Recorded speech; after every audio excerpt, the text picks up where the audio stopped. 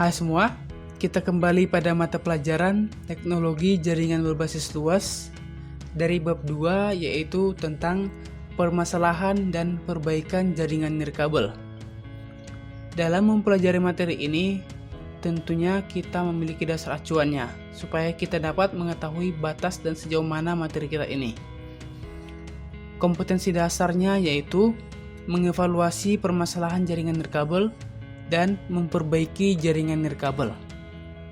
Jaringan wireless atau jaringan nirkabel adalah jaringan yang menghubungkan dua komputer atau lebih, pada umumnya menggunakan sinyal radio untuk berbagi file, printer, atau akses internet.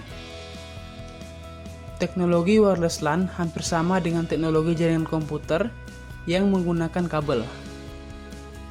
Teknologi wireless LAN juga menggunakan frekuensi radio untuk mengirimkan dan menerima data yang tentunya mengurangi kebutuhan atau ketergantungan hubungan melalui kabel yang mengakibatkan pengguna mempunyai mobilitas atau fleksibilitas yang tinggi dan tidak tergantung pada suatu tempat atau lokasi tertentu.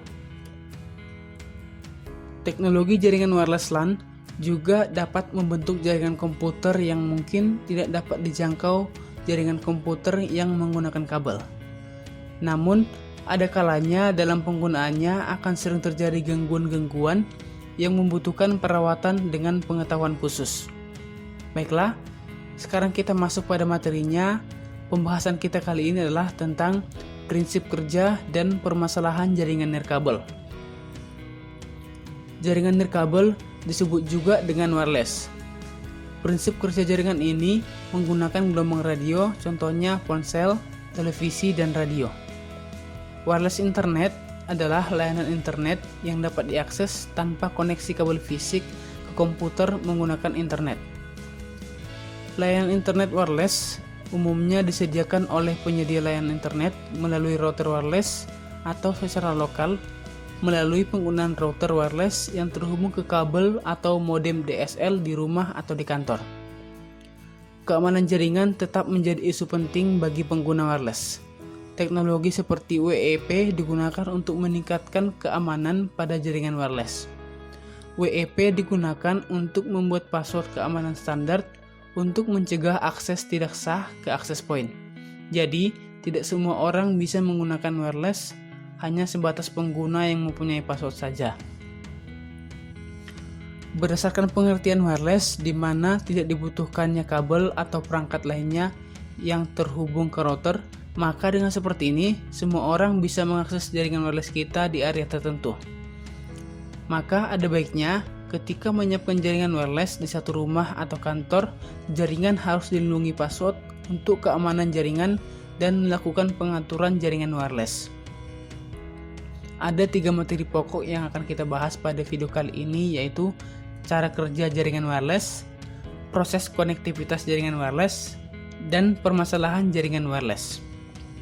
Kita mulai dari materi yang pertama, yaitu cara kerja jaringan wireless. Pada jaringan wireless terdapat 3 buah komponen yang dibutuhkan untuk mengirim dan menerima data, yaitu 1. Sinyal radio, 2. Format data, 3. Struktur jaringan. Dan juga dalam jaringan komputer terdapat 7 lapisan OSI atau Open System Interconnection, yaitu 1. Physical layer atau lapisan fisik, data link layer atau lapisan keterkaitan data, network layer atau lapisan jaringan, transport layer atau lapisan transport, session layer atau lapisan sesi, presentation layer atau lapisan presentasi, dan application layer atau lapisan aplikasi. Sinyal radio bekerja pada physical layer atau lapisan fisik.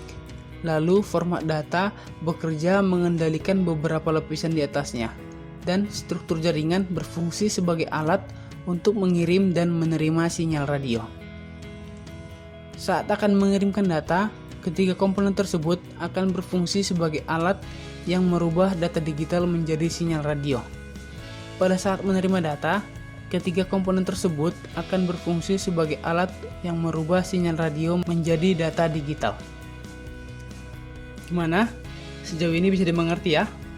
Kita lanjutkan materinya, yaitu proses konektivitas jaringan nirkabel. Ada beberapa tahapan proses yang dilakukan untuk penyambungan jaringan nirkabel dengan komputer atau laptop. Silahkan kalian perhatikan dan ikuti materinya. Kita mulai. Yang pertama adalah scanning wireless access point. Jadi, misalnya kita di sini memiliki laptop sebagai wireless client dan sebuah wireless access point. Proses yang dilakukan saat scanning adalah wireless adapter pada klien akan mengirimkan frame probe request kepada wireless access point. Sementara itu, wireless access point yang berada dalam jangkauan wireless adapter client juga akan mengirimkan frame probe response yang memuat kapabilitas wireless access point seperti speed yang didukung serta security lainnya. Kemudian, proses selanjutnya adalah menentukan wireless access point. Wireless client menggunakan beberapa faktor dalam memilih wireless access point, yaitu faktor yang pertama adalah kekuatan sinyal. Wireless client adapter memilih wireless access point dengan sinyal terkuat dari daftar nama-nama SSID yang ada dan yang paling tinggi dalam daftar preference wireless name. Faktor kedua adalah nama jaringan wireless atau SSID. Jika nama jaringan wireless atau SSID tidak cocok dengan yang ada dalam daftar nama-nama SSID yang ada pada klien, maka default Windows tidak bisa terhubung ke wireless access point. Jika klien wireless menerima beberapa frame probe response yang ada dalam daftar nama SSID, maka klien wireless akan memilih menurut urutan tertinggi dalam daftar preferred SSID. Faktor yang ketiga adalah kapabilitas wireless access point. Jika wireless client tidak mendukung kapabilitas yang diperkenalkan di dalam probe response tersebut, maka wireless client mengalami masalah jaringan wireless. Misalnya, jika wireless access point diaktifkan security WPA2, sementara wireless client tidak mendukung WPA2, maka wireless client tidak bisa memilih wireless access point tersebut, sehingga dianggap ada wireless problem. Itulah pembahasan untuk faktor-faktor yang digunakan untuk menentukan wireless access point. Sekarang kita lanjut kepada autentikasi dengan wireless access point. Jenis autentikasi tergantung pada kapabilitas security wireless access point dan cara klien dikonfigurasi untuk melakukan autentikasi jaringan wireless. Autentikasi dapat dilakukan dengan 3 cara, yaitu Open System Authentication, autentikasi WPA PSK, ataupun WPA2 PSK. Sering terjadi masalah jika gagal melakukan proses autentikasi ini. Proses selanjutnya adalah awal koneksi dengan wireless access point. Pada proses ini, wireless adapter dan wireless access point saling bertukar serangkaian pesan untuk membentuk suatu koneksi. Dan proses terakhir untuk konektivitas jaringan nirkabel adalah koneksi nirkabel terjalin dan konfigurasi TCP/IP address. Proses ini adalah proses terakhir ketika koneksi sudah terjalin antara wireless client dan wireless access point, yang mana wireless client dapat memulai mengirimkan frame wireless yang mengandung paket TCP/IP. Jika wireless client dikonfigurasi untuk menerima IP otomatis, maka ia akan menggunakan DHCP untuk request suatu konfigurasi IP address. Itulah proses untuk konektivitas jaringan nirkabel. Sekarang kita masuk pada materi ketiga, yaitu permasalahan jaringan nirkabel. Ada beberapa permasalahan yang sering muncul pada jaringan nirkabel, yaitu yang pertama, jaringan lambat. Koneksi jaringan menjadi lambat adalah suatu hal yang sudah menjadi hal pasti terjadi kepada semua pengguna jaringan nirkabel. Hal itu terjadi karena jumlah pengguna yang sangat banyak, terutama pada saat jam-jam sibuk. Namun, ada cara untuk mengatasi masalah itu. Yang dilakukan adalah dengan cara membatasi bandwidth yang diterima oleh setiap user dengan menggunakan bandwidth manajemen. Masalah yang kedua adalah lupa password. Password memiliki peranan yang sangat penting dalam jaringan wireless karena dapat membatasi jumlah pengguna yang dapat terhubung pada jaringan. Jika kita lupa password untuk login, maka tidak perlu khawatir ataupun panik karena kita dapat mengatasinya dengan cara mereset modem atau akses point ke pengaturan semula sehingga kita dapat mengatur ulang password yang baru lagi. Masalah yang ketiga adalah lupa mengatur IP address.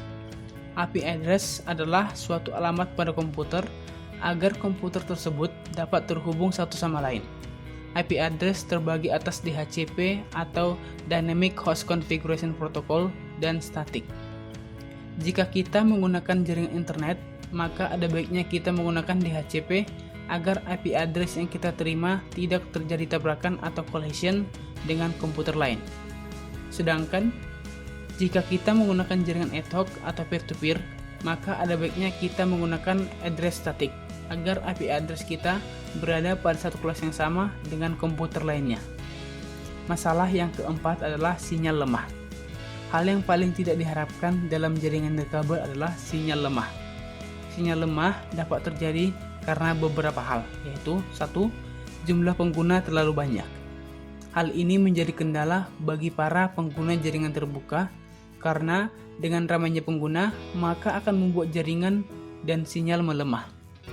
Untuk mengatasi hal ini, maka dapat dilakukan dengan cara menambahkan hotspot yang dapat mencakup jumlah pengguna yang melebihi batas.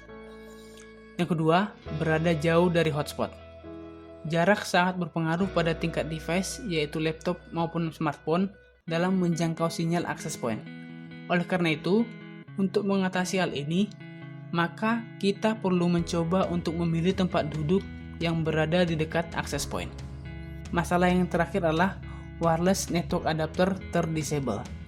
Masalah ini dapat kita ketahui dengan cara kemunculan tanda silang pada logo jaringan laptop kita, sementara kita berada pada lokasi yang memiliki akses ke internet.